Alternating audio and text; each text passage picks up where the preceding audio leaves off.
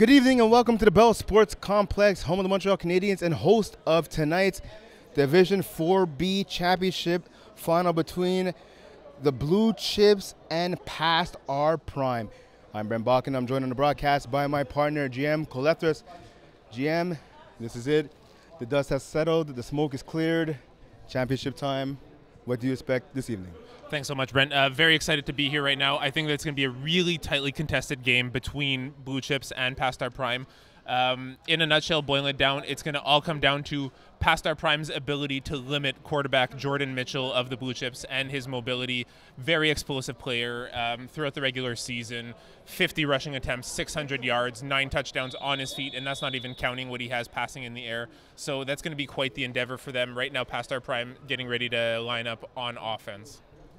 And from the outside looking in, I mean, this looks like to be a classic case of a young, flashy, athletic, super fast team against a veteran squad with a lot of experience and a lot of knowledge, but not necessarily athletically able to go toe-to-toe with the Blue Chips.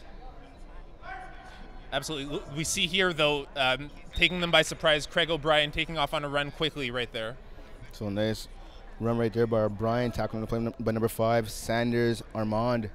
Setting up second down in about 5, possibly 6 yards for Past Our Prime.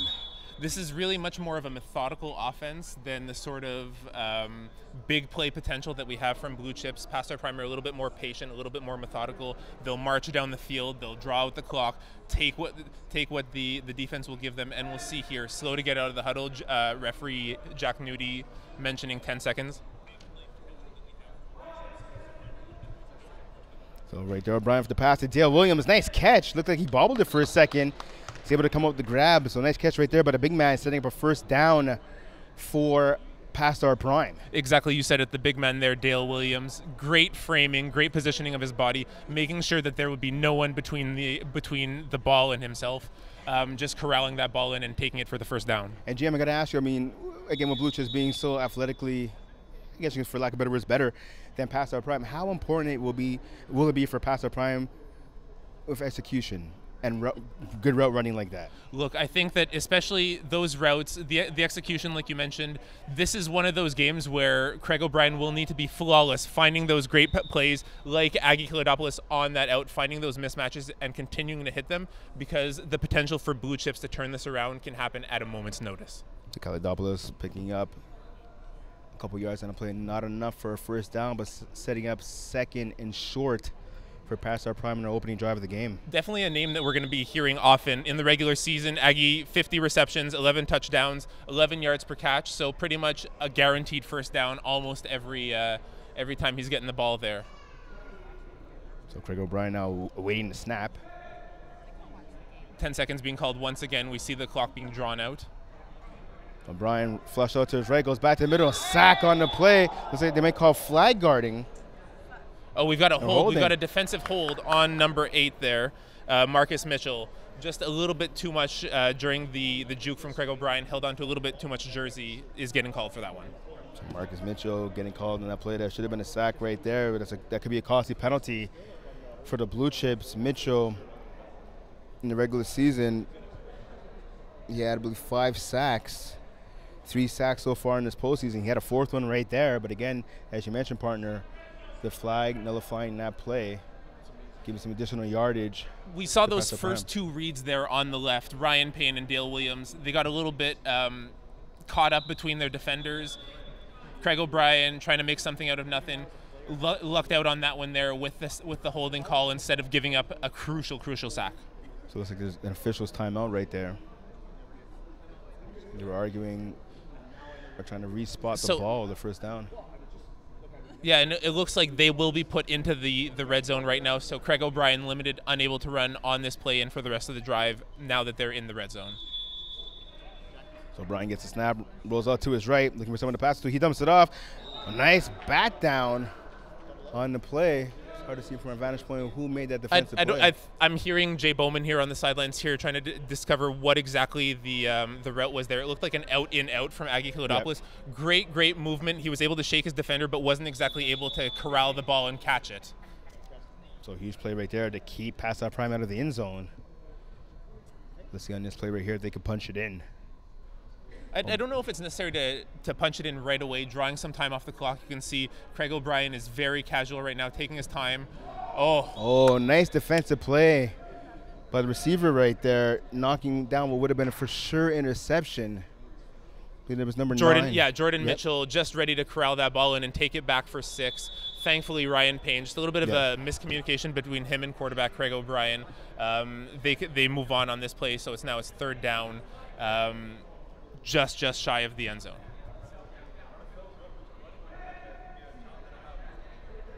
So O'Brien leading his squad once again, trying to punch it in. O'Brien rolls out to his right, looking for someone to pass to. He dumps it off. Touchdown! Past our prime. I want to see that one again because that looked like an out almost from Aggie, trying to get the defender to overcommit, which he did, getting great positioning and making sure he's in the end zone right near the sidelines.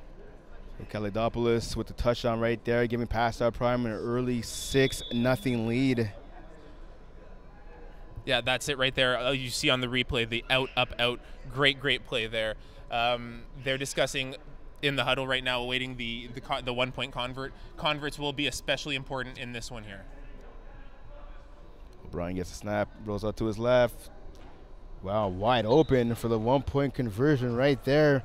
It's number 29, Ryan Payne. It looked like Dale Williams in that sort of back of the end zone and in was able to draw the defender who was, I'm not sure if they were playing lanes or playing man, but there was just enough space to get Ryan Payne open. So not only a great route and catch by Ryan Payne, but great from Dale Williams being able to bring the defender back with him, which is paramount in a game like this. So Jordan Mitchell leading his team onto the field for the first time on offense. Mitchell gets the snap. He puts it down deep, going deep, first play of the game, just out of the arms of his receiver. So that's Hennessy O'Reilly right there. Exactly, Hennessy O'Reilly. So this is also coming back to what you mentioned, the sort of youth and athleticism of Blue Chips, that they're not afraid to throw it up for those 40-yard bombs, and they have that potential that at a moment's notice they can put a score on the board. As an actual GM, were you surprised to see them do it on their first offensive play of the game? I don't think so, because that's really the best way to make a statement. And here's another way. You're going to see Jordan Mitchell take off with his feet. Great tackle there by Tanner Burrell, though, limiting that severely to only 2 to 3 yards on that rushing attempt. Tanner Burrell with a nice tackle right there. It looked like Mitchell had a lot of territory if he was able to get out of that tackle attempt. Mitchell, of course, on the season with 50 carries for 660 yards, 9 TDs, averaging 13 yards a rush in the regular season. Without a doubt, the best dual-threat quarterback in Division 4B. Nice catch right there. Small gain, tackle on the play. Quick tackle by Aggie Kalidopoulos there. This will now make it 4th down. It looks like it's about 4th and 2, if that, right now. So Jordan, with his ability to run, can pick up that first down on his feet. He might roll out and then dump it off. It's going to be very important. Take a look as well on our left, your Jordan's right, just to see where that rollout might happen. Nice shovel pass. Kenneth Mitchell coming up with the grab. And it looks like it will be enough for the first down. First down, yep. Ryan Payne with the tackle ready to pick him up at a moment's notice. They've given up that first down, but it looks like Blue Chips are being just as methodical, following that same sort of formula that Past Our Prime have been using against them, rather than the expected big plays there, aside from the bomb right away.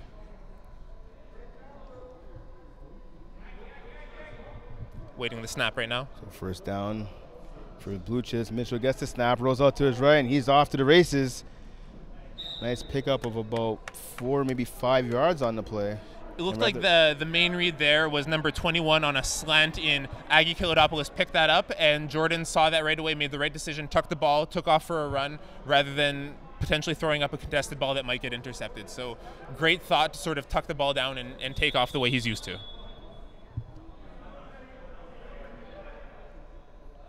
So second down and about 5, maybe 6 right now for the Blue Chips. Jordan Mitchell gets a snap, rolls out to his right. He tosses it to the sideline. Nice catch on the play. There's number 5, Sanders Armand. Corey Cook right there on the tackle as well.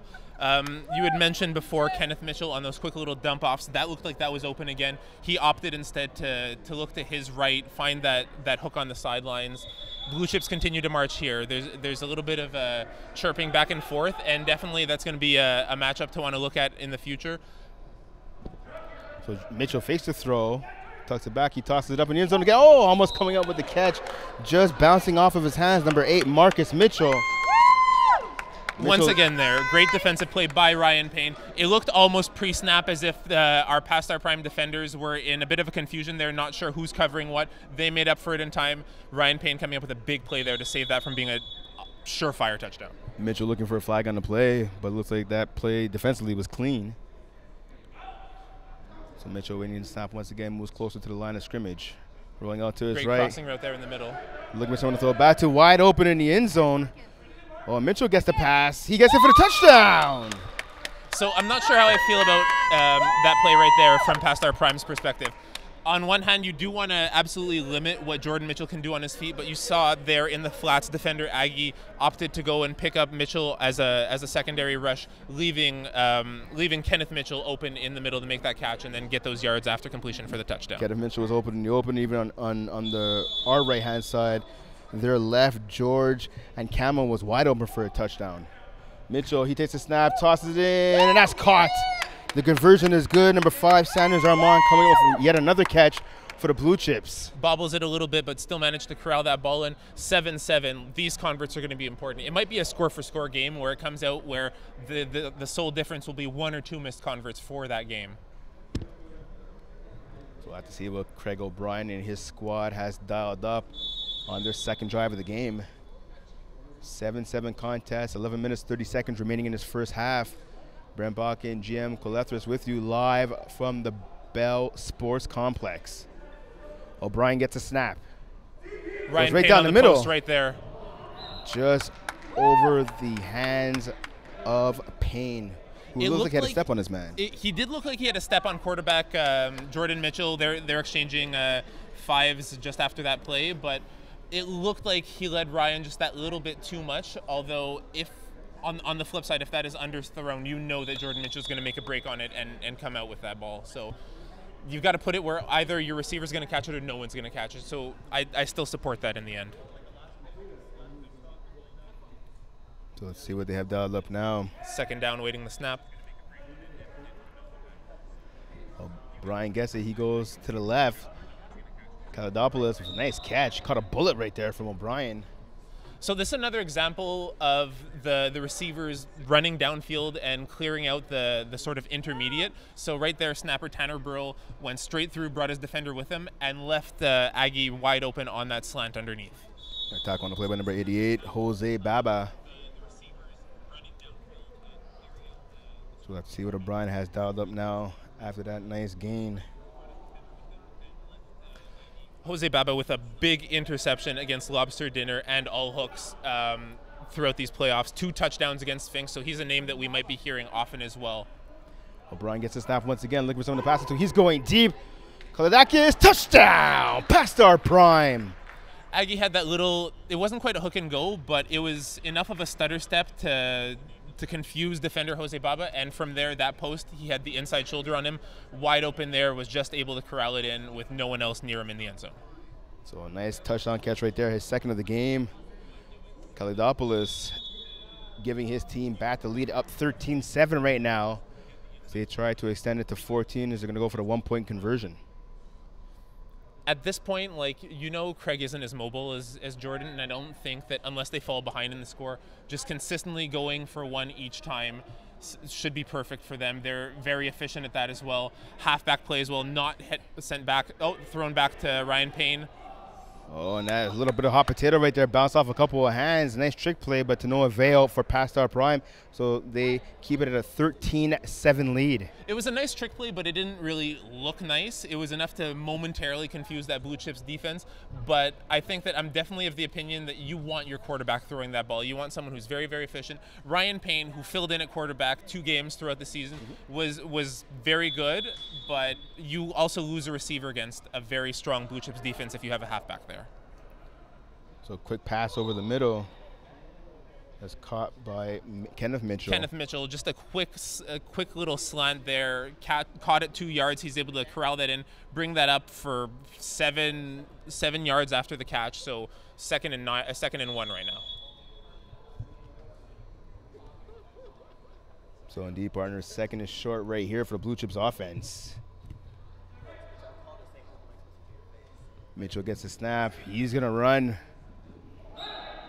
Nice tackle on the play right there by Burrow.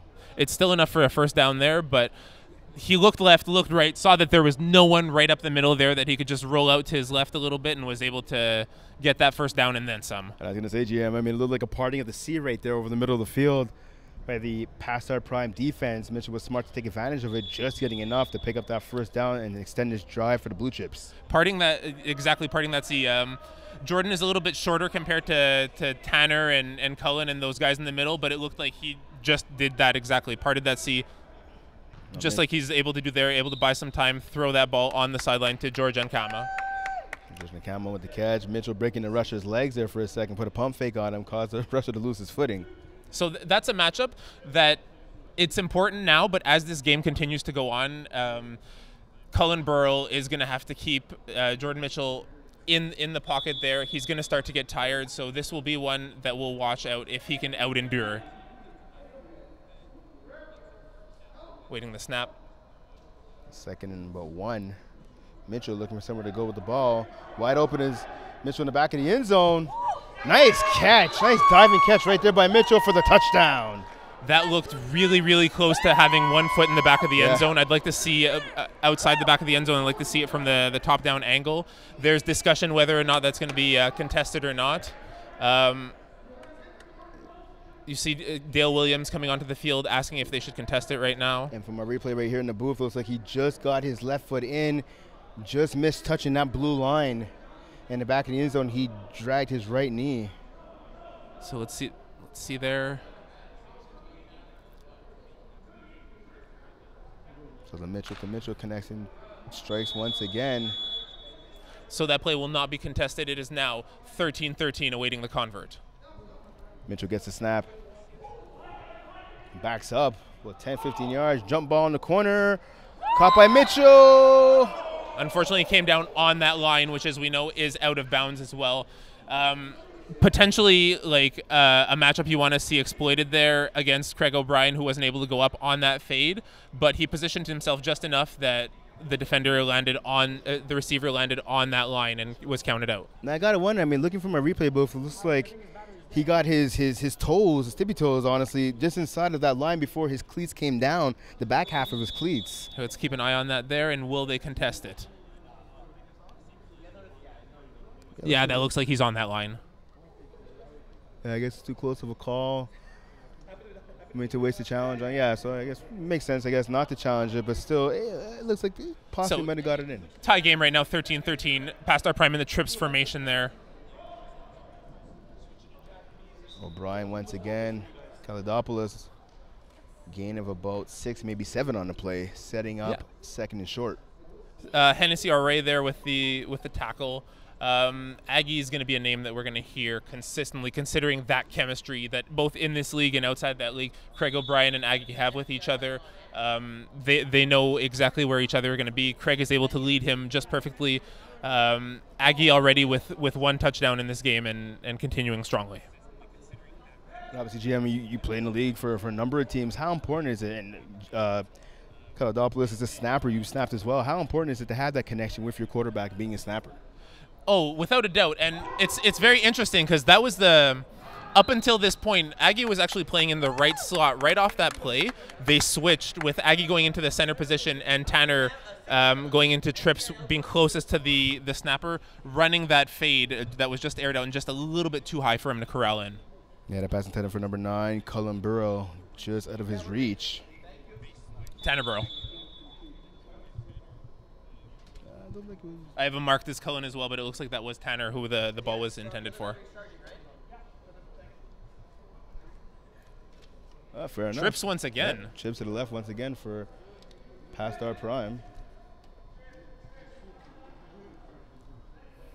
So O'Brien gets a snap.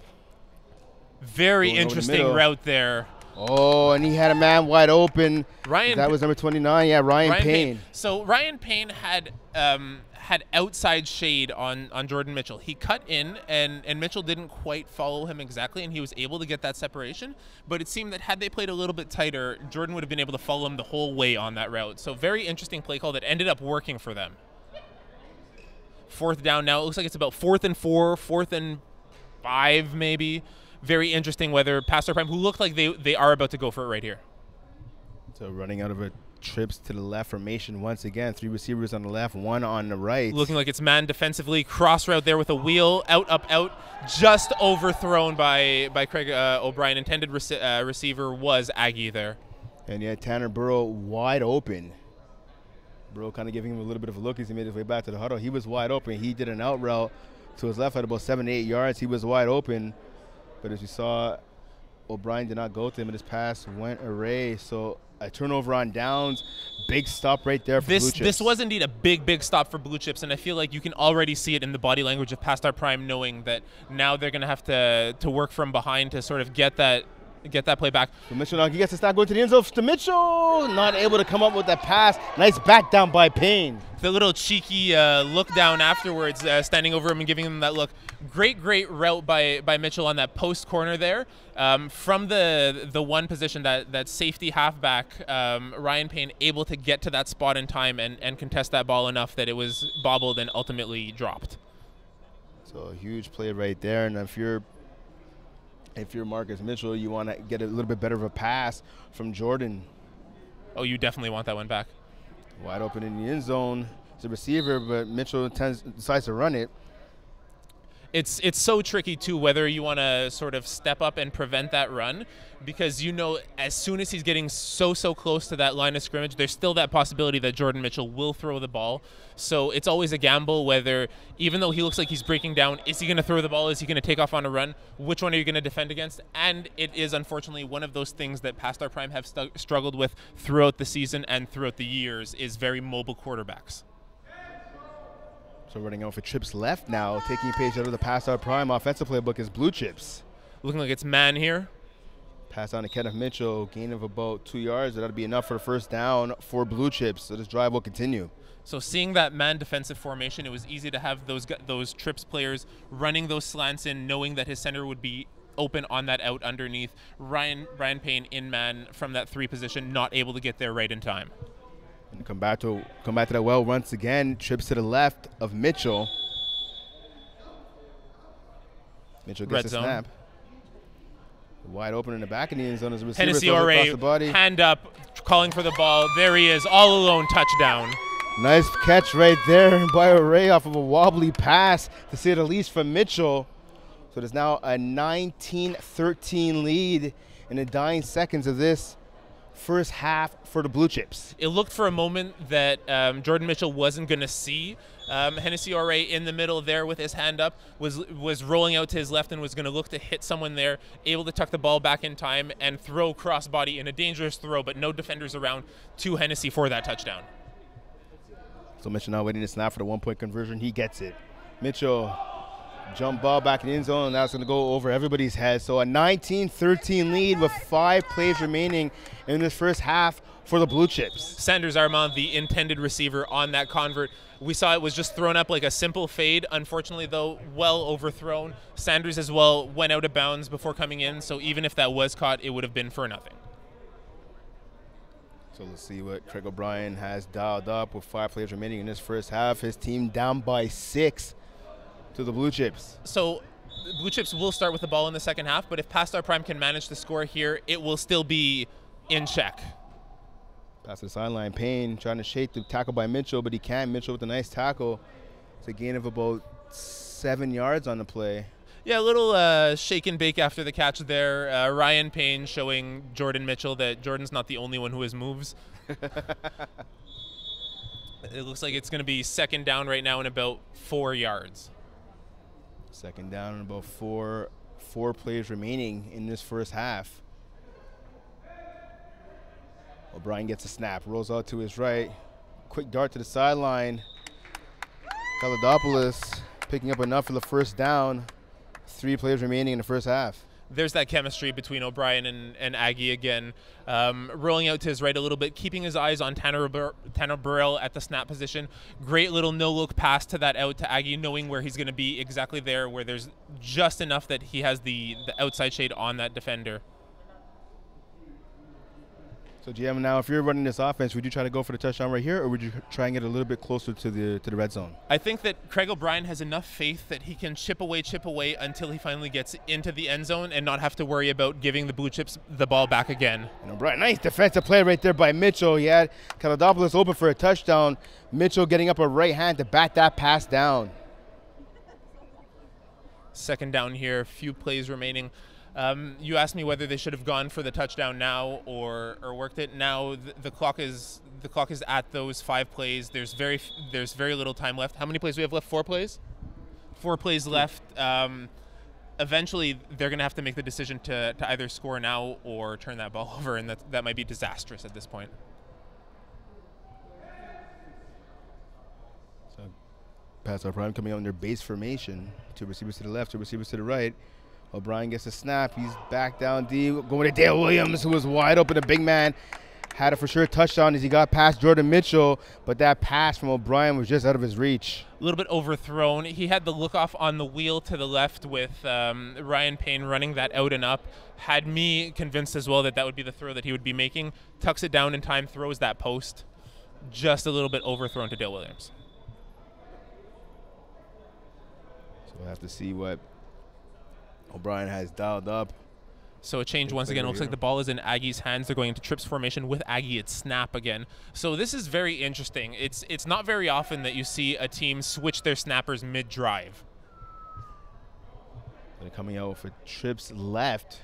It looks like Payne's going to have the running back option. He's all the way back in the backfield. O'Brien puts it over to Payne. Payne now with it. It's being chased by Mitchell. Payne back over to O'Brien. O'Brien has all day.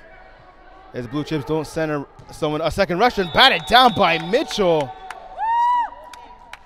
And that will do it for the end of the first half. And Jim, I have to ask you, I mean, on a play like that, I understand Blue Chips made a mistake of only sending one rusher, not having a halfback come in to support him with a double rush. But it looks like they were just planning to pass it back and forth between Payne and O'Brien. I mean, it looks like O'Brien had a lot of time to throw, and he decided not to pull the trigger. So, I don't fault them for that call, though, because of the height of Blue Chips, because of their ability to come down with those jump balls, being so far from the end zone on this last play, you need to find a way to sort of draw the rusher to either overcommit or have a defender out of place. And by throwing the ball back and forth like that, that's their only real possibility because those fades are so well covered. Unfortunately, though, Rusher Mitchell just made a great play on that ball, batting it down before Craig was able to throw it back to Ryan Payne. It's a bit of a blown opportunity right there for Pastar Prime, who were looking to try and tie the game up, at the very least tie it up at 19-0, but now they're down 19-13 at the end of the first half. So, Jim, I'm going to ask you, what are your impressions of the first half? I mean, right now, the Blue Chips with a 6-point lead. Neither team is playing amazing ball on both sides of the line of scrimmage, but both teams are doing enough when they really need to, at least offensively, into that final drive for Pastar Prime. Exactly, yes. We haven't seen either defense really step up and make a game-breaking play thus far. Now, not only are Blue Chips up, but they're up with the ball in the second half. So they have the ability to potentially go up by 2 scores, or if they go for a convert for 2, they could even go up by 3 scores. So this would be very, very interesting here. The Pastar Prime defense really need to not only make a defensive play now, but make a defensive play and score. So the pressure is much more on the Pastar Prime defense right now. That half honestly went by so quickly, and either defense right now is going to need to step up and make a statement.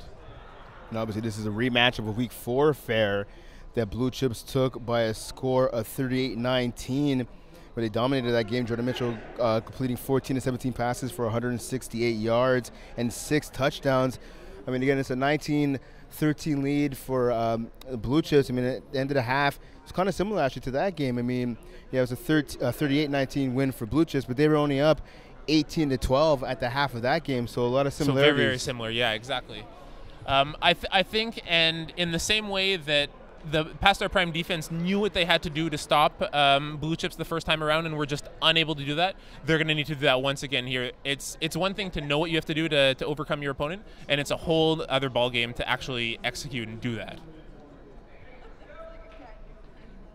Blue Chips starting with the ball on offense. If you're running this offense, GM, what would you call right here in this first drive, first play rather? So in the same way that on their first possession he threw a bomb, that would be a real big backbreaker right now, just sort of airing it out downfield and going for the kill right away.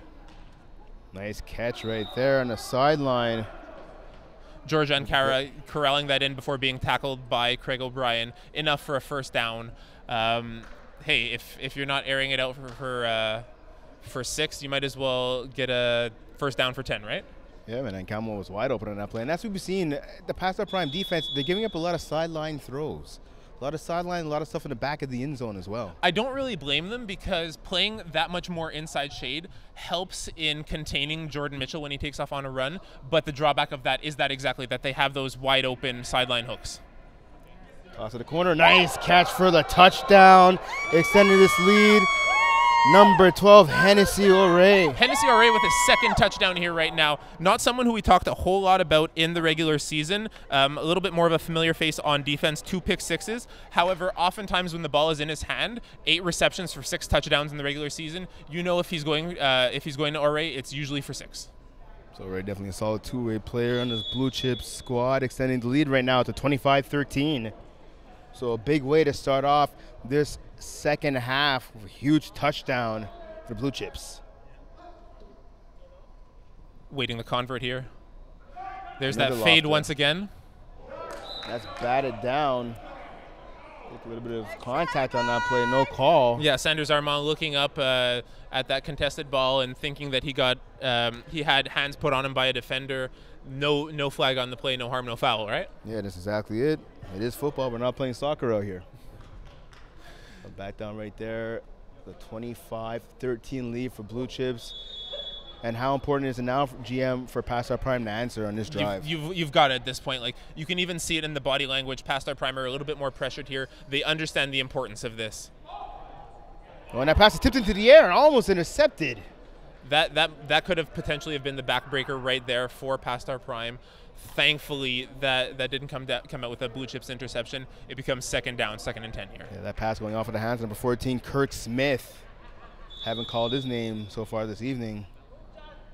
That pass almost picked off by O'Reilly, another defender who's in the area for Blue Chips. Kirk Smith, 8 receptions, 4 touchdowns in the regular season. A solid option to go to, but not necessarily one of the names we're more familiar with here. Nice catch on the sideline by Payne, not able to shake the Mitchell tackle, but there's a flag on the play. It looks like there might be a call of obstruction on the rusher. I'm a little bit unsure here because, okay, it's being waved off because it looked like the obstruction was on the defender on his own rusher. So, yes, the rusher got interfered, but it looks like it was his own teammate who got in his way on his way there. Yeah, you see that right there. Yep. Number 80, Mitchell, just getting in the way of the rusher. Flag is picked up. Smith with a nice second effort to make that catch. Yeah, he bobbled that up, and for a couple of seconds it was anyone's ball there, but he was able to bring it back in, get that catch. Looks like it's for a nice 4 or 5 yards, enough to move the chains. So Smith was with his first catch of the evening. Pastar Prime coming out, no huddle here, ready to snap the ball. Tackle on the play by Baba. Second down right now. Oh, Dale Williams, a big man, had a lot of yardage in front of him, but he couldn't catch that slant pass. He had the position there. It looked like it would have been enough for the first down. That same sort of play that he just went to Smith on the right, he looked to Dale on the left. Dale unable to bring it in despite it being the correct read. So Williams got a step or two on his man, number 5, Sanders Armand. That's not something you'll say too often. Armand definitely one of the better coverage players. Look, and you're testament to that as well. In the game we saw previously, you don't necessarily need all the speed to just get that inside shade and get that catch in. Pass to Payne on the sideline. He knocks over a man. He's down at about the 1 yard line. No, they're calling touchdown. Oh, they're calling a touchdown there. Ryan Payne with the touchdown, using his body to make sure that both the flags, his waist, and the ball are in for that touchdown here. So a nice play right there by Payne, breaking out a 1 tackle and pretty much running over another guy to get into the end zone. Scores 25-19 right now, so it's going to be a 6-point game currently. Potential to bring it down to 5 with this 1-point convert. So Brian gets a snap, rolls out to his right, looking for someone to toss it down to the sideline. Nice catch. Kaladopoulos. Good for the 1-point conversion. A whole lot of fakes there. Earlier on, we saw the out, up, out route by Aggie. That looked more like an out, up, out, up, out like an almost triple move there just to sort of shake away defender Hennessy Ray. So the convo is good, a 25-20 lead now. So less than a score right here. Still anyone's game, but Pastar Prime do desperately need to come up with a big play on defense. Interesting here, Blue Chips with the receivers not necessarily on the same page as quarterback Jordan Mitchell. So Mitchell now does get the snap wide open over the middle as a receiver. He passes it to the right-hand sideline, breaking free right there is Sanders Armand. I believe that's his first catch of the game. Yeah, so that's not a bad chunk of yardage right there, but you and I saw that same play. Hennessy Ray running to the middle of the field on that post with his hand up, asking for the ball, not getting it, but that would have been debatably another touchdown right there. So a nice catch right there by Armand, who had 11 touchdowns on 29 receptions, 259 yards in the regular season. One of the leading receivers in this postseason, 14 catches, 193 yards, and 7 touchdowns. Leading all receivers on his team in trips to the end zone. His first catch of the game this evening, and a big one for Blue Chips. So in the red zone right now, Jordan Mitchell unable to run. Seeing that slant there, Aggie unable to get the tackle, and that's the difference between a slant for yards and a slant for a touchdown. You have to make that play here, especially when you're down. So a nice touchdown right there by Mitchell, extending this lead for the Blue Chips, 31-20. So this is a big convert right here, going for 2. At this point, it's a lot of this will be on the rusher's shoulders. Whether it's going to be, it looks like it's Tanner Burrell who's going to line up to rush here on this one. It's going to be a difficult task to keep Jordan in that pocket there to either prevent him from running or rolling out to open up that fade in the back of the end zone once again. So Mitchell now waiting to snap. He gets it, backing up at least 10, 12, 15 yards now. He shakes Burrell, and he's going to run for it. Mitchell gets into the end zone for the conversion. 33-20 lead now for the Blue Chips. So it's still within 2 scores right now. Easy for Pastar Prime to march, take what's given to them, but at a certain point we will need to see a bit of a sense of urgency from the Pastar Prime core right now. Even that convert looked effortless from Jordan Mitchell and the Blue Chips. That looked like by design he was going to run, and he just took off, and no one was able to stop him. Do you think that was a design play call, design run, or just nothing was open? I think that would definitely be the priority for him, especially knowing the matchups that they have. Oh, what a nice bat down, Marcus Mitchell, trying to make his case for MVP, Finals MVP. That pass was intended for Payne, who was once again wide open deep. But a nice bat down by Mitchell to bring up second down. Exactly. At the rusher position, that's a second pass defended that's come at a very crucial time. You saw on that corner post, Ryan Payne had separation on his defender and was being led, but Mitchell coming up with that crucial pass defended. Second down now, just inside of 14 minutes remaining in this second half. Kaladopoulos gets by 1 tackle, finally brought down by Armand. So that's a play that we've been seeing repeated decently often on this Pastar Prime offense. Having snapper Tanner Burrell run the straight through to draw his defender deep, and then Aggie on the slant underneath seems to be not quite uncovered, but he gets that separation every time on his defender, and there's no one else close to contest that ball as he's going by. Kaladopoulos picking up a much-needed first down for this Pastar Prime offense. They continue to drive, coming out now, trips to the right. Interesting here. It looks like they might be going into man. Jordan Mitchell switching over to follow. Oh, and the idea Williams open deep, and he can't connect once again. So that look-off was very efficient at getting the Blue Chips defenders to overcommit. Unfortunately, it was a little too good that he fooled even his receiver, Dale Williams, who did not know that the ball was coming to him. Williams did a nice route. He had a slant goal right there, running a sluggo. He got past our man. But once again, O'Brien not able to connect him on that pass. Crucial down right here. Pastar Prime really need to make something happen here. Otherwise, it might get a little bit too out of hand, giving Blue Chips another possession while they're already up 13 points. So Brian now he gets to snap a low one. He's able to almost take it off the ground. Nice catch by Tanner Burrell. He's brought down after a minimal gain. Armand with the tackle. Very great play by Craig O'Brien. Not just finding Burrell for that completion, but picking that ball up just saving it from hitting that ground and making a play in time with the rusher bearing down on him so quickly. I'm seeing, and that's the problem I think, GM, you were talking about earlier with switching the snappers. We've seen a couple of fast snaps to the side, 1 or 2 high ones, a couple ones that are low near the ground as well. So with this inconsistency at snap, it might be worth mentioning to see Aggie put back into that snap position. Oh, nice catch by Smith, breaking a tackle, finally brought down by Kenneth Mitchell after a sizable gain. Once again, interestingly enough, we're seeing past our prime. We know that they don't have the speed to always get separation, so they're relying, of course, on their craftiness, on their route running, on their body positioning to make sure that they're the ones who are there to make that catch, shielding the ball from the defenders.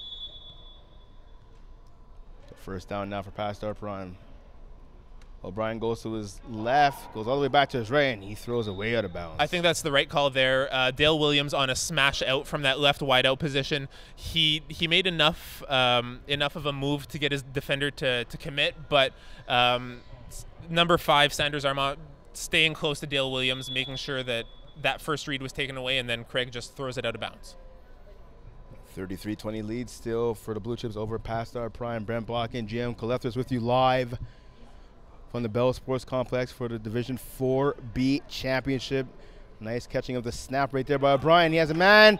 Kaladopoulos catches it for the touchdown. So all sorts of confusion there. Once again, Tanner Burrell going straight through from the snap. Ryan Payne looked to be that first read coming underneath on the drag, but just behind him on a deeper in, you had Aggie Kaladopoulos just aired out a perfect pass for Craig O'Brien to Aggie for that touchdown. Kaladopoulos definitely the MVP offensively for his team so far this evening. 7-point game right now. Brian tosses it, jump on the corner, try to go for Payne. That was way overthrowing. So as you mentioned, partner, a 7-point lead. 33-26 lead for the Blue Chips. Now with just outside of 10 minutes remaining in this second half. At this point right now, like it's a 7-point game. It is we know the smarts that past our prime have. At this point, if I'm the Blue Chips, if I'm Jordan Mitchell, I'm taking as much time as I can in that huddle. I'm letting the clock roll down to 10 seconds every play, and then every so often rolling out as best as he can, trying to shake rusher Cullen Burrell. There that is. There's that 10 seconds from Jack Nudie. It looks like Blue Chips are letting that clock drain down a little bit. So Mitchell has a receiver wide open to the left-hand side. He just shakes what would have been a sack by Burrow. And Mitchell now he's off to the races, picking up, should be about a first down. That was a little short, pardon me. That was absolutely a safety if Cullen Burrell gets that sack, and he was so close to that one. Jordan Mitchell making something out of nothing with that shake there and getting enough to get him downfield closer to that first down. So nice play right there by Mitchell, picking up, looks like about 8 yards on that play, setting up now second and about 2. Under 9 minutes right now, like past our prime, the clock is running out, like figuratively and realistically for them. They need to make something happen here. Dump off to Mitchell to be just enough for a first down. Kenneth Mitchell coming up with yet another catch, tackling on the play by Kaladopoulos. Yeah, Aggie, definitely they're having to choose between receiver Hennessy or Ray and Mitchell at that snap position. We've been mentioning that sort of 2-yard quick slant and stop, like that dump off has been there for them. It looks like it will continue to be there for them, considering the defensive schemes that Pastor Prime are prioritizing right now. Mitchell gets a snap. Over the middle. Oh, there's that fade. That was out of the reach of just about everybody. Yeah, little bump there from Corey Cook following Sanders Armand on that fade. Not a catchable ball, though. Thrown way too high and out of bounds there. Not close to being a touchdown. Now, Jim, I want to ask you, obviously, with a team like Blue Chips, I mean, whether they win or whether they lose this evening, do you think that's a team that can maybe go up to possibly a higher division, at least coming this spring, this summer? Yes, absolutely. So it was interesting because Blue Chips did start in Division B. They had a bit of a rough go in it, dropped down to 4B. They've been much more consistent. They played in C this past spring. So at the very least, whether they win or not, I can see them as a very competitive Division C team. Nice catch by Mitchell, breaking one tackle, finally brought down by Cook. Looks like it's just shy of that first down, though, but great little catch and turn up from your center, which is exactly what you want at that point. That's going to answer your follow-up question, because obviously, yeah, they did play in Division C last spring. I had a chance to play against them, actually. they missed the playoffs, though. I mean, it was a type of season where they beat some of the weaker teams, but then when it came time to play some of the stronger teams, they couldn't get it done. So I'm wondering now if they're a team who, if they do decide to make that jump once again to a higher division in the spring, will they be able to make something happen? Without a doubt. And I think Mitchell off on a run right now. We'll get back to that. Is it enough for touchdown? Oh, it looks like that flag might have come off, and there's an official flag on the field right now. It looks like it might be a flag guard. We'll see as they come back to that, but to answer your question, honestly, I think that just falling short and missing the playoffs, struggling against the top-tier teams, but doing well against the weaker teams, they've learned from that. We see it reflective in this Division 4B season. They've gone 8-0-2. Very, very strong outing for them here. So you do see that they've learned from it. And yes, it looks like head referee Jack Nudie is calling a flag guard right here. Flag guard will be in effect. I have to wonder how much the ball is going to move up, though, because that play did happen basically at the end of the run. So yeah, it does continue to be red zone? Yeah, they're giving the Blue Chips the first down as the flag guarding attempt happened after Mitchell had already passed the first down marker. 5:59 and counting on that clock, though. Not as much of a factor right now, but with every passing moment, it will be much, much more of a factor, especially if Blue Chips are able to score here. Blue Chips coming out, trips to the left. Mitchell rolls to his right. Pass just off of the hands of Ore. Intended receiver there, it looked like it might have been George Ankama. Also just bobbled up enough that defensive back Corey Cook could have made a play on that, which might have been a turning point in this game. Unfortunately, unable to react in time and scoop that up. So big play right here. Let's see. We have 3 defenders on the right for Past Our Prime currently. 1 on the left in Izo and Corey. It looks like they might be playing man here, considering we have trips left. Mitchell gets the snap. Flies it quickly to the right. Nice catch by Marcus Mitchell, and they're going to call it a touchdown. So Mitchell, great body position right there, GM, getting right in front of the defender, number 3, Corey Cook, able to come up with that high throw and come down with the touchdown. Yeah, not just an example of that, but also an example of strong hands, able to really grip the ball tightly with Corey coming in to contest that ball, able to bring it in. Now a 39-26 game. It's starting to get out of hand here with 4 minutes left in this game. Awaiting the convert. Mitchell gets a snap. Throws a dart. Caught by Sanders Armand for the 1-point conversion. Very, very impressed with his route there. On that sort of outside shoulder come back to the front pylon, getting defender Cullen Burrell to commit enough to back up, getting prepared for that fade, and then just throwing the comeback. So a 14-point lead for the Blue Chips, up by a score of 39-26 over Past Our Prime. Quick snap to O'Brien. O'Brien gets it, puts over to Payne. He's deflagged by Armand. Multiple flags on the play, however. We'll have to see what's called. Looks like it might be too many men on the field for Blue Chips. That's not one we see often either here. Yeah, so the official count right now, it was 7 defenders on the field for Blue Chips.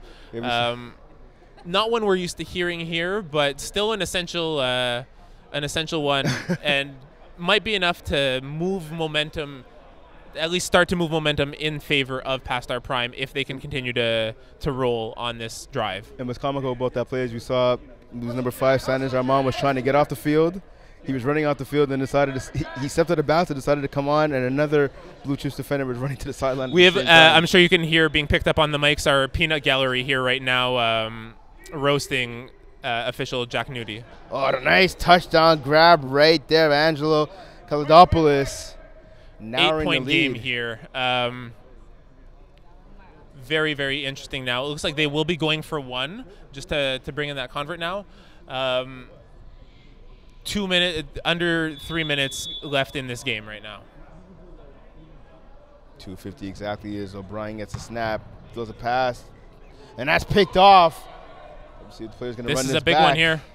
And he's Craig O'Brien able to get that tackle at least, though, to prevent this from being a 2-score game. So O'Brien deflagging number 5, Sanders Armand. That's a name we mentioned multiple times throughout this broadcast, but for good reason, for play like that right there. So Craig O'Brien upset with himself there. really needing to throw that just a little bit more on a rope to get to Aggie in the back of the end zone there. Sort of similar to the play we saw with the drag going underneath. Aggie unable to corral it on the convert. There's now a 40-32 lead, 8-point lead for the Blue Chips. Just outside of 2 minutes remaining to 5 plays. Mitchell gets the snap. He drops back, goes to his left, back to his right, and back to his left again. He's going to run. Able to shake a man. Gets out of 1 tackle, finally deflagged.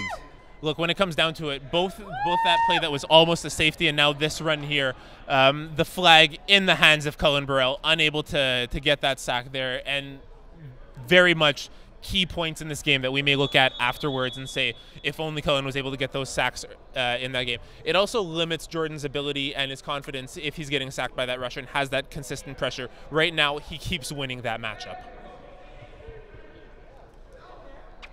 So second down coming up now. Mitchell gets the pass. He goes out to his left. He can't run. He just ran a play goal. He chucks it up, and it's caught. No, batted down. Looks like it went off the hands of Hennessy O'Reilly there, Hennessy O'Reilly, exactly, number 12. We see Pastor Prime now stopping that clock and making sure that they're going to get as many plays as possible as the clock is stopped at 1:12 there. Yeah, smart timeout by Pastor Prime. And that pass jam was dangerous as Mitchell was going across his body to throw that ball. He was off balance, I should say. And again, going off of the hands of Hennessy O'Reilly, almost ended up in the hands of Kaladopoulos. How big would that have been if Kaladopoulos was able to come up with the INT? Without a doubt. I mean, I think he assumed that Hennessy was going to come down with that catch and was trying to get the tackle to prevent those yards after completion. But after that ball was bobbled in the air, you've got to just sort of keep your head on a swivel and hopefully make that play. So after the stoppage of play, still 1:12 remaining. The clock will start as soon as the ball is snapped. Mitchell waiting for the snap. Having quick word with the official. Mitchell gets it. Another lofter on the right sideline. Looking for Marcus Mitchell, who was wide open. Mitchell looking for a pass interference call. Corey Cook talking a little bit of trash, waving his finger. Following him all the way on that wheel route from the slot position. That sort of, oh no, it's not even a wheel. It's just a straight through down the sidelines. Yeah, straight go route. Corey Cook giving the Kemby McTumble imitation, waving his finger. No. And you know what? Honestly, that's something that we need to see from Pastar Prime at this point. They're down by 8. They need to get a little bit more intense, sway the game their way, get emotions involved, really come up and make a play when it counts. Now right here, if you're Blue Chips, if you're Jordan Mitchell, are you running the ball on this play right now?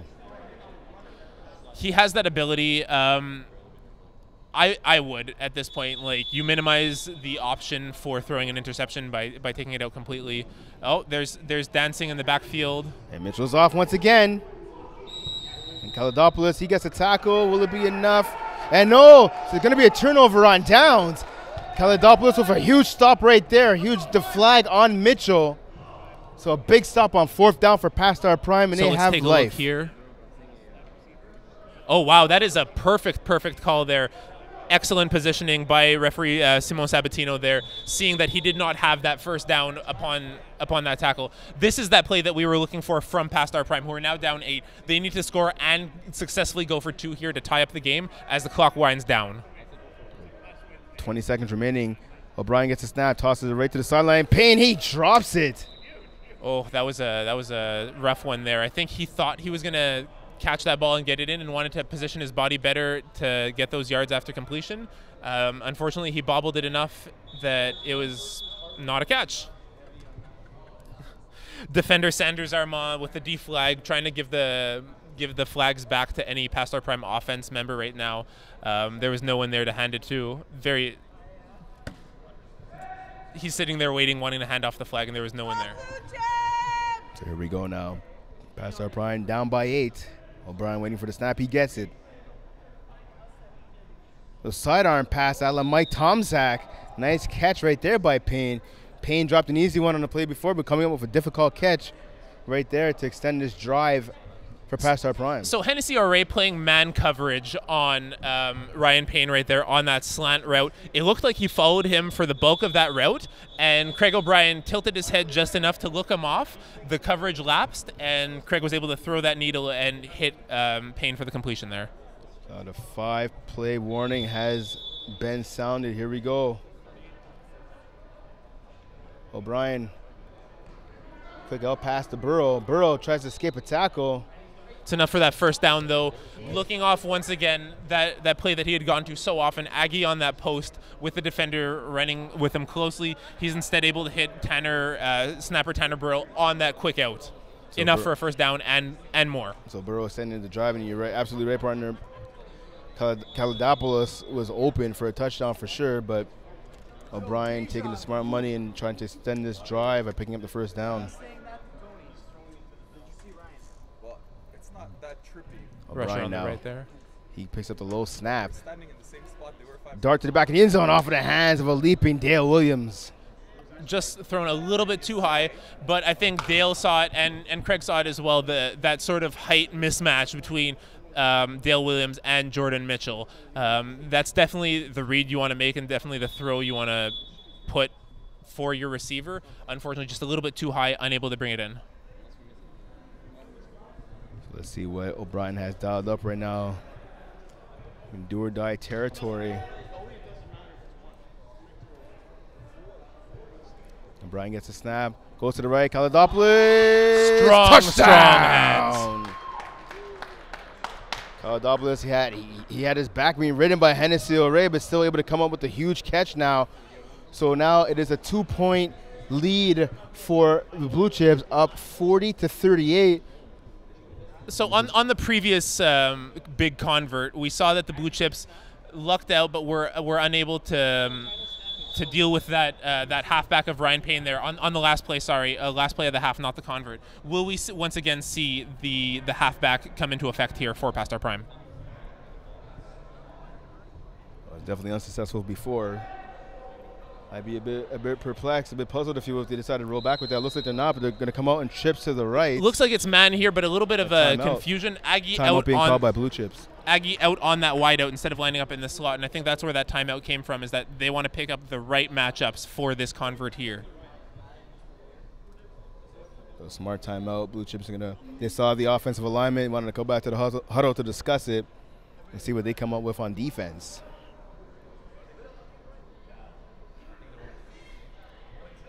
So time has stopped right now, enough for both sides to get that quick water break. This is it. The game is on the line right now.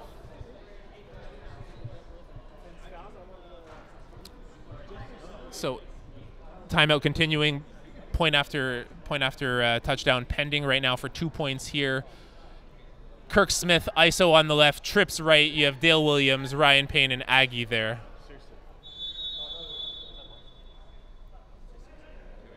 O'Brien gets the snap. Aggie at halfback this time. Pass to Kaladopoulos. Oh, he wow. makes the catch, but it looks like he's... Huge play. Oh, and he caught play. it. You can hear the crowd really fired up right now. Once again, what we've been talking about before, great body positioning, just enough, those routes, that positioning is enough to shake the athleticism of the Blue Chips team right there. Now, back on the shoulders of Blue Chips, whether this will go into overtime or if they'll be able to score in time with those few plays left. So Payne making a catch right in front of Jordan Mitchell. Looked like from our vantage point at first, and Mitchell stopped him before getting into the end zone, but on the replay, Mitchell, Kaladopoulos was able to get his flag into the end zone. Mitchell, he goes deep over the middle, and that is batted down. Oh, no!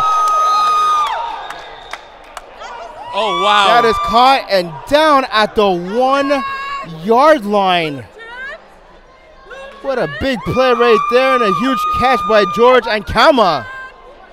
So it looked for a moment as if that was going to be a touchdown at the post. Ryan Payne coming out of nowhere, able to bat that ball down, but instead of batting it into the turf, goes into the hands of the Blue Chips receivers there. It's now last play, right in red zone. It all comes down to this. And despite making the mistake of batting that down into the hands, obviously unintentionally, into the hands of the receiver, a game-saving tackle right there by Payne, who was able to deflag the receivers he was trying to make his way into the end zone, being, of course, George Ankama. Very, very dangerous there. So this can still go into overtime if Past Our Prime are able to come up with a big stop here. So Blue Chips coming off trips to the left. Marcus Mitchell on the right side by himself, being played again by Corey Cook, one-on-one. Seems to be a little bit of confusion here on how many plays remain. So it looks like there will be an official review. Yeah, so one play remaining. And now going back to the regular formation, 2 receivers to the right. No, Mitchell now motions over to the left. So there's a lot of confusion here right now on the Blue Chip side.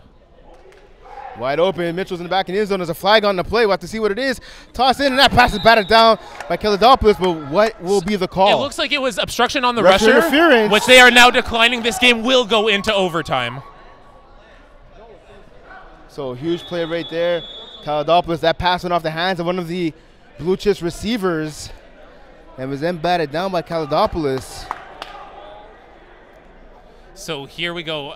This is going to be the first finals that we see this winter that are going into overtime right now. For those watching and listening, overtime format is best of 3 converts, opting to go for 1 from the 5 or 2 from the 10. If after best of 3, if it's still a tie or still 0-0, it then goes into the sudden death format. And what do you think, Brent? Who is this on the shoulders of right now? Well, I mean, you have to imagine. I mean, it's going to be on the shoulders of both quarterbacks. We've seen both quarterbacks have played amazingly so far this evening, being Jordan Mitchell, of course, and Craig O'Brien. So we expect nothing less now with a little bit of extra time that we're getting. And just a reminder for you guys that are unaware at home, obviously there is no overtime in the regular season. Overtime only happens here in the postseason. So a little extra bang for your buck, if you will, a little extra football.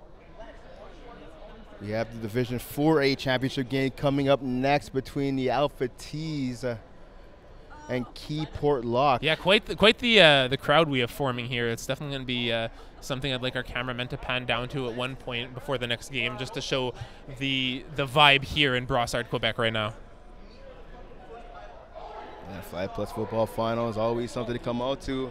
Of course, if you're interested in joining Flag Plus Football, we have the spring/summer season coming up in just a few weeks. So if you're interested, go online, www.flagplusfootball.com, register your team. Multiple divisions to play in, 35 and older league. There's a mixed league as well. Yep. So it looks like Blue Chips will start with the first convert here. Pastar Prime will defend that first set. So new life. It looked like just a few minutes ago, GM, that it was over for Pastar Prime. Yeah, almost a 3-score game there. Able to bring it back in time, making the plays when needed. Once again, it's going to come down to that matchup of age and experience against that upstart athleticism. Oh, Pastar Prime starting with the ball here. Yeah, Pastar Prime taking the ball over at the 5-yard line to start this extra session. Go guys, you can do this! Brent Bakken, GM Colethris with you live from the Bell Sports Complex here in Brossard, Quebec. The Division 4B championship game. And what a game it has been so far, tied at 40 between the Blue Chips and Pastar Prime. Pastar Prime coming out now with trips left. O'Brien gets a low snap. Low snap once again. Dale Williams is wide open, but he throws it, and that's called a bobble. No, that'd be no catch. Tanner Burrell, he had the ball in his hands at first, but then he bobbled. Looked like he was trying to make sure he didn't put his feet on that sideline. Yeah, official John Delala there making sure to state that ball was not caught. It was bobbled, and it is an incompletion. And Dale Williams, who ran a post route out of the slot position, he was wide open for the touchdown, but O'Brien had already committed to rolling to his right, so he didn't see the open receiver. There might be discussion now whether or not this will be reviewed. Are they going to look to the booth here for this play? Result of the play is incomplete. Incomplete right there. The peanut gallery here once again berating those on the field, wanting to hear a challenge. None other than peas. So now, after the failed attempt by Pastar Prime, Blue Chips now take over the ball at the 5-yard line. They come up with trips to the left as well. Mitchell gets the snap. Goes out to his right, tosses it over the middle, right through the hands of one receiver, but caught by Marcus Mitchell. A little bit of luck right there. That pass went right through the hands of number 21, George and Kama, who came up with that big play at the end of regulation. That's twice now where a tipped airborne ball has come up in the favor of Blue Chips. Like we've mentioned, able to make a play out of nothing, able to make those big athletic explosive plays. The pressure is now on Pastar Prime for this second convert here. And Jim, as the saying goes, you got to be good to be lucky and lucky to be good, and Blue Chips approved it right there. Yeah, it looks like they're a little bit of both. Trips once again. It looks like this is a recurring theme we're seeing in this finals here. Trips from both offenses. Kaladopoulos, Payne, and Williams to the left of O'Brien, who gets the snap. O'Brien looking for someone to pass it to. He's able to shake the rush. Pass to the corner, and that's picked off. Sanders Armand. And Burrow was open, but not, pardon me. O'Brien not putting enough on the pass. Upset as well, asking how can you not see that, with a little bit of either a contact or a rub between both Pastar Prime receivers and the defenders on Blue Chips there, feeling like he got held up and might have been open on that play. So a huge stop. Back-to-back defensive stops for the Blue Chips. So Blue Chips currently up 1-0 in this best of three currently. If they get this one here, the game is not over. Pastar Prime will still they'll have to go for two to tie, exactly, and then stop the resulting convert. So trips to the left once again, being employed by Blue Chips. Mitchell gets a snap. Oh, and he had Sanders Armand, who was wide open. Looks like Craig O'Brien just froze right there in coverage. Just overthrown. It looked like a sort of smash out there. He had the positioning. The ball was just a little bit overthrown. Jordan Mitchell thinking he was contacted a little bit by the rusher, Cullen Burrell, there. Good job, guys. So they're going for the tie. Yep, going for the tie. Oh, they're going for two. Okay. Okay, now you have the resetting right now. So going for two. So this is a big one here. Our peanut gallery over here thinks that Pastar Prime are up to the challenge of this one. They will get that 2-point convert. So I have to see once again if O'Brien can shake the rush of Marcus Mitchell. Did a good job in the last possession, but again, that errant throw. O'Brien gets the snap.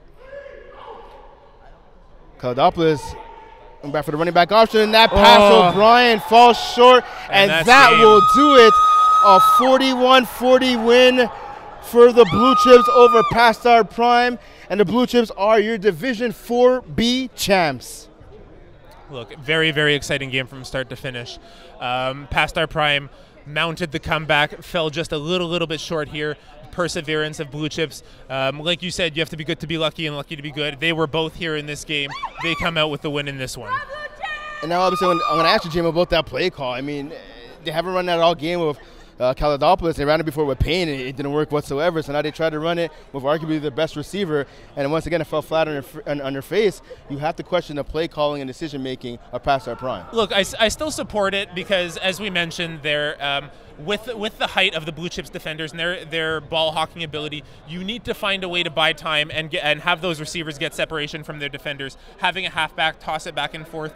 Yes, you have one less receiver to throw to, but you have the ability to sort of make a play out of nothing if you get someone to overcommit. I'm going to have the trophy presentation in just a moment with Fly Plus Football founder Rob Campana, just waiting for the Blue Chips to come over to get their well-deserved trophy. Just a reminder, we have the Division 4A, final coming up between Keyport Lock and the Alpha T's. That'll take place. So Rob there getting ready to present that championship trophy to Blue Chips, as well as the finals MVP award. Guys, so we're joined here by the Blue Chips, who just came off the first overtime game of the Roadshow this year. Great finish. So I want to present the 4B championship trophy to the captain, who is Jordan Mitchell. Jordan Mitchell receiving that trophy, well-deserved.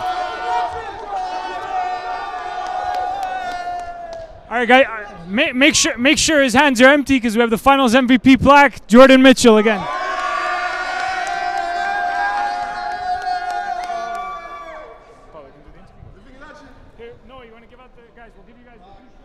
So Jordan Mitchell, that freshly minted finals MVP.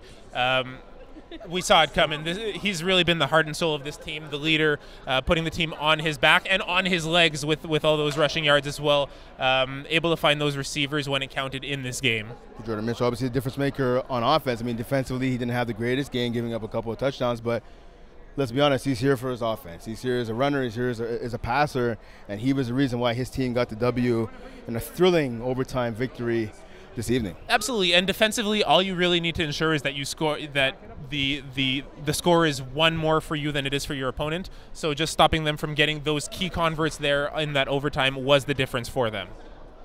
So what are your takeaways from this game? I mean, where do you think GM, their past our prime, went wrong, besides obviously maybe the final play with that failed halfback toss, option attempt? Past our prime had trouble capitalizing on the pressure that they had on Jordan Mitchell. Those few plays by Cullen that were just near misses. Over pursuit at times, sometimes committing to that double rush and leaving the outside hooks open. They knew how to limit Jordan, and like we said, it's one thing to know what to do against your opponent, another thing to actually execute and come up with those stops. And if you can obviously go into the other side with what I was saying, with past our prime, if you just talk about, I was going to have a quick interview, I believe, with Jordan Mitchell. We're going to shoot it over to Pease. Hey Jordan, how's it going, buddy? Congratulations on winning the championship. Congratulations on being playoff MVP or finals MVP. So you guys took on past our prime. You guys took it to overtime. Can you describe the feeling once you were in overtime, you got that first score? To be honest, I was kind of scared, to be honest. I didn't expect it to be like that. At first, we were up by a good margin. I expected to keep that margin, but past our prime, like they always do, they fought back with their experience. They did what they had to do, and they pushed it to overtime, but luckily we were able to pull it off. You have this amazing ability to buy time and get space when you're running. And there's a lot of guys who say, that style doesn't work, and you've been a testament to show us that, hey, you know what, maybe it's not the case. What do you have to say to those critics? Well, you see it works. We won a championship. That's what I have to say. No matter the way you play, you can win, bro. As long as you're good at what you do. I'm good at running. I'm not just some slouch running the ball. I'm running the ball. I'm good. I see my boys. I can make a pass. It's not just running either. Well, congratulations. I won't keep you. Enjoy the party. Enjoy the championship party. You're a champion, and you always will be. Back to you guys. Thank you, Pease.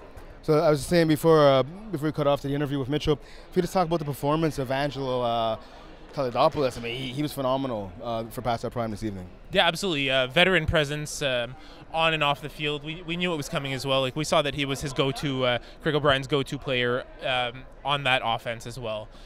Just unable to make it happen when it counted in that convert there. And now obviously going with the Blue Chips coming out once again with this 1-point victory in overtime. Jim, can you speak just for a second about the roller coaster of emotions, if you will, with that team? I mean, they were up at 1 point by 2 touchdowns very late in the game, and then they gave up some plays. Pastor Prime was able to march back, and then we had the play, the second to last play of regulation there. George Ankama coming up with a big catch on at the 1 yard line. Obviously, they're not able to punch it in the play after, but then going to overtime and finding a way to pull it out. Yeah, as Jordan Mitchell said, like he thought that it would have gone a lot more different than it did, and it did get quite a bit scary as past our prime were mounting that comeback, but ultimately Blue Chips endured and became our Division 4B champions. Yeah, that's exactly it. Division 4B champions with a 41-40 overtime victory over past our prime. So now we're getting ready for the Division 4A championship game between, as we said before, the Alpha T's and Key Port Lock. And that's going to come up in just a few seconds. So again, thank you for tuning into the Division 4B championship game, a 41-40 win in overtime for the Blue Chips over past our prime.